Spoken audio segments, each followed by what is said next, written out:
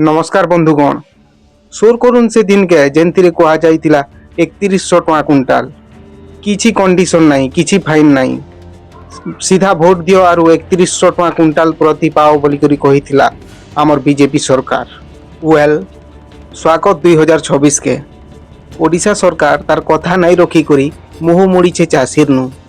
Food supply minister Krishna चंद्र पात्र आज्ञा कहले जे पहला जेन 150 क्विंटाल बिकबो से तुमके सेंट्रल एमएसपी आउ स्टेट बोनस मिलवा और बाकी जेन 150 क्विंटाल बिकी सारला परे आउ तुमके स्टेट बोनस नहीं मिले ना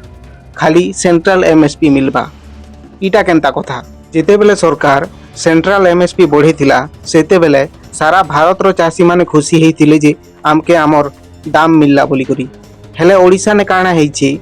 150 क्विंटाल बिकी सारला परे तुमके आउ स्टेट बोनस नहीं दिया जाए ना बेले जेनताटा सेंता हे जीछि बढ़े करी कि बढ़े करी किछि लाभ नहीं हला चाषी मान के। इटा सेते बेले आर चिंताजनक हे जैसी जेते बेले मिलर माने धान उठाबाटा लेट करूछन आर ऊपर से चाषीर टोकन रो वैलिडिटी सरी चली मुई कहमी इटा गुटे बीजेपी सरकार रो सोफिस्टिकेटेड प्री प्लान स्कैम है आरु आपन काना भाबुछन जी कमेंट सेक्शन रे दुई पद जरूर कहबे। धन्यवाद बंधुगण।